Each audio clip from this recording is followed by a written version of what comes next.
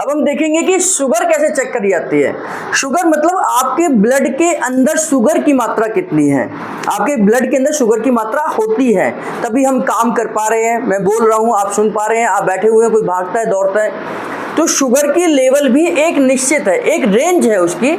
अगर उससे ज़्यादा जाएगा तो भी खतरनाक है, उससे लो जाएगा तो भी खतरनाक है। अगर शुगर का लेवल आपके ब्लड में ज़्यादा है जरूरत से ज़्यादा तो उसे हाइपरग्लाइसीमिया कहते हैं, यानी कि डायबिटिक पेशेंट कहते हैं।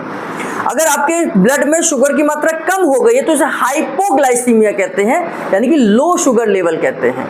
ये दोनों ही कंडीशन खराब हैं। अब शुगर की मात्रा भी अगर हम कब चेक कर रहे हैं इस पर डिपेंड करता है। जैसे एक हमने सुना होगा फास्टिंग शुगर हम चेक करते हैं। फास्टिंग शुगर का मतलब है कम से कम 8 से 10 घंटे आपने कुछ ना खाया हुआ हो, उसको हम फास्टिंग शुगर में ले लेते हैं। तो ये स्वाभाविक है कि हम 8 से 10 घंटे कब नहीं खाते, पूरी रात नहीं खाते हैं। तो अगर हम सुबह उठकर शुगर जो चेक कर रहे हैं तो फास्टिंग शुगर होती है। अब एक चेक करते हैं हम कि हमने कुछ खाया है लेकिन 2 घंटे बाद उसकी शुगर लेवल कितना है। क्यों? क्योंकि हम ऐसा मानते हैं कि मैंने जो खाया है वो अच्छी तरीके से ब्लड में मिक्सअप होने में 2 से 1.5 घंटे का समय लगेगा। तो उस समय पर आपका शुगर लेवल कितना जाता है, यानी कि उस समय पर शुगर को कंट्रोल करने के लिए आपका इंसुलिन कितना बन पा रहा है, तो उसको हम पीपी कहते हैं, है ना। तो उसको जो हम खाना खाने के 2 घंटे बाद चेक करते हैं उसे हम पीपी बोलते हैं। जो हम फास्टिंग करते हैं उसे फास्टिंग बोलते हैं। और एक होता है रैंडम शुगर। रैंडम शुगर का मतलब है कि आपने कभी भी कुछ भी खाया हो, मैंने 2 जलेबी ही क्यों ना खाई हो, मैं तुरंत बीपी को अपने शुगर को चेक कर लूँ, तो वो रैंडम है, कभी भी चेक कर लीजिए। तो इनकी अपनी अपनी रेंज है। जैसे फास्टिंग की जो रेंज है वो लगभग 90 से 100 के बीच में है और मैक्सिमम 110 है, कि 90 से लेकर 110 आपकी फास्टिंग शुगर होनी चाहिए। ऐसे ही पीपी जो है, जो खाना खाने के बाद होनी चाहिए, वो 120 से लेकर 140 के बीच में होनी चाहिए। कि आपने खाना खाया और उसके 2 घंटे बाद आपने शुगर चेक की है तो वो 120 से लेकर 140 होनी चाहिए। और जो रैंडम है, मतलब मैंने कुछ भी कितना भी मीठा खाया हो, तुरंत मैं बीपी अगर शुगर को चेक करता हूं तो उस समय पर आपकी शुगर 140 से 160 के बीच में होनी चाहिए, यानी कि 160 से ऊपर शुगर नहीं होनी चाहिए। ये रैंडम शुगर है। अगर इससे ज्यादा जाती है तो यानी कि ये आपका शुगर पेशेंट आप हो रहे हैं, यानी कि प्री डायबिटिक हो रहे हैं, है ना। तो फास्टिंग अलग है, पीपी अलग है और रैंडम अलग है। अब ये डिपेंड करता है कि आपने कब चेक करी है। मैंने आपको लेवल बताया है, उस लेवल के हिसाब से आपको एक अंदाजा आना चाहिए कि फास्टिंग चेक कर रहे हैं तो 90 से 110 आना चाहिए। अगर आप पीपी चेक कर रहे हैं तो आपका लगभग 120 से लेकर 140 आनी चाहिए। अगर आप रैंडमली चेक कर रहे हैं तो 140 से लेकर 160 आनी चाहिए। इससे ऊपर जाएगी तो शुगर आपकी हो जाएगी। अब शुगर को भी हम 2 तरीके से चेक कर सकते हैं। एक लेबोरेटरी के द्वारा, हम ब्लड का सैंपल देते हैं डॉक्टर को या उसको लैब टेक्नीशियन को, वो यहाँ से ब्लड लेता है और उस ब्लड के अंदर शुगर की लेवल कितना है वो चेक कर आपको बताता है। एक्यूरेट शुगर तो वही है, एक्यूरेट जो लेवल है, क्योंकि उसने ब्लड के सैंपल को लिया और उसको लेबोरेटरी में चेक किया है, वो एक्यूरेट है। लेकिन हम अप्रोक्सीमेटली कितनी शुगर मेरी चल रही है इसको चेक करने के लिए डिजिटल मीटर्स का चेक यूज करते हैं, जिसको हम डिजिटली ऐसे इस तरीके के बहुत सारी कंपनी के अलग अलग आपको इसके बॉक्सेस मिल जाते हैं, इनके तरीके मिल जाते हैं। जैसे एक्वा चेक होता है, ग्लूको चेक है ना, ये अलग अलग कंपनी के हैं। तो इसमें हम क्या करते हैं, एक ये मशीन होती है जो आपको ये बताएगी कि आपकी शुगर लेवल कैसी है। दूसरा, एक इसके अंदर स्ट्रिप होती है जिस पर आपके ब्लड के सैंपल को लिया जाता है, क्योंकि ब्लड के सैंपल से ही आपकी शुगर चेक होगी, बिना ब्लड के सैंपल से तो हो ही नहीं सकता। और तीसरी होती है आपके ब्लड को बाहर निकालने के लिए पिन। बहुत सारे लोग इस पिन का इसको यूज ना कर हम सुई का इस्तेमाल कर लेते हैं, जो गलत है। हम बहुत सारे लोग कपड़े से ले वाली सुई से भी पिंच कर देते हैं, जो कि गलत है, क्योंकि सेप्टिक होने के चांसेस हो सकते हैं। तो इसलिए ये प्रॉपर है। देखिए कवरिंग है, जब ये कवरिंग हटेगी तो इसके अंदर सुई निकलेगी। तो इस तरीके की सुई का आपने इस्तेमाल करना है, नीडल का इस्तेमाल करना है। अब ये भी एक मशीन है जिससे कि आपके ये सुई कितने अंदर जाएगी ये इससे मीटर से पता चलता है। तो हमने इसको लगा देना है। सबसे पहले इसका स्टैंड है, इसको फिक्स करेंगे हम इसके अंदर और इस नीब को यानी कि ऊपर से घुमाकर इसको हटा देंगे। अब ये देखिए सुई निकल गई इसके अंदर से। अब इसको हम बंद करेंगे और इसका भी मीटर है कि हम इस सुई को कितने तेज पर लेके जाते हैं। अगर बहुत पतली खाल है किसी की तो आप 3 पर रख लीजिए, किसी की बहुत मोटी खाल होती है तो उसको 4 पर या 5 पर रख सकते हैं। तो 4 या 5 पर आप रख लीजिए और इसको पीछे खींचेंगे। अब आपकी गन लोड हो गई। अब इसको दबाएंगे तो सुई बाहर आ जाती है ना। जैसे मैंने इसको दबाया तो ये अंदर सुई चली गई। अब मैं जैसे इसको दबाऊंगा और इसको क्लिक करूंगा तो ये हाथ में ये छेद कर देगी, यानी कि ब्लड को निकाल देगी। इसको मैंने तैयार कर लिया।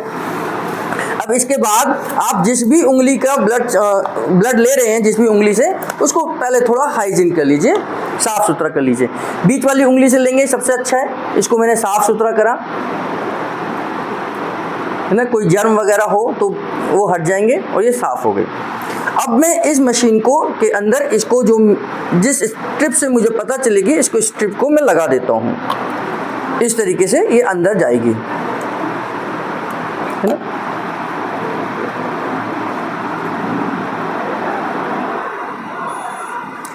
जैसे आप लगाएंगे चालू हो जाएगी और आपने फिर देखिए ब्लड आ गया इनका।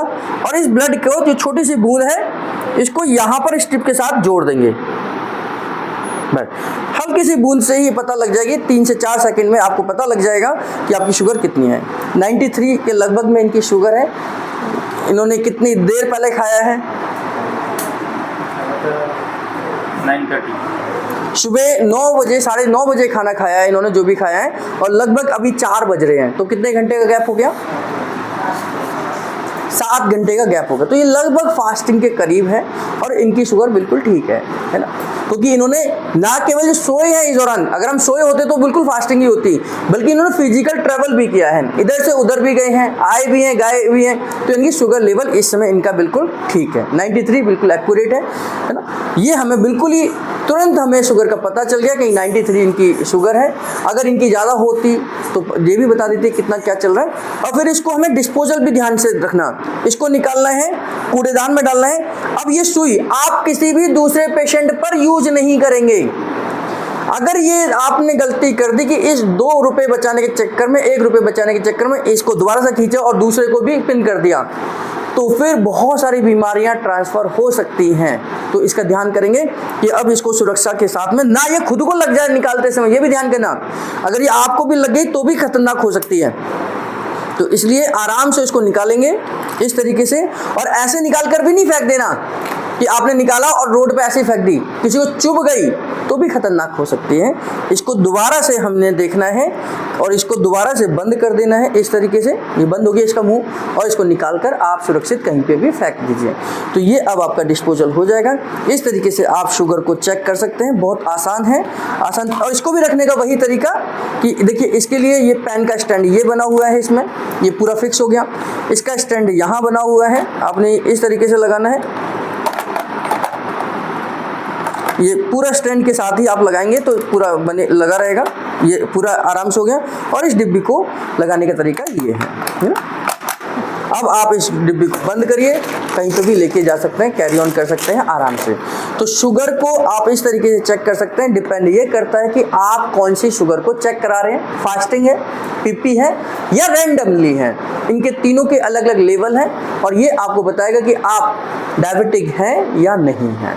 और एक एवरेज आपने चेक करनी है कि मुझे अभी हो सकता कि इन्होंने कुछ रात को पार्टी शार्टी की हो, कोई पिज्जा बर्गर चाउमीन नूडल वूडल खा लियो, तो अचानक से हो सकता है शुगर बढ़ी हुई हो। लेकिन पिछले 3 महीने में मेरी एवरेज शुगर क्या है उसको चेक करने के लिए हम HbA1c चेक कराते हैं। HbA1c हमें ये बताता है कि पिछले 3 महीने का रिकॉर्ड आपका कैसा रहा होगा।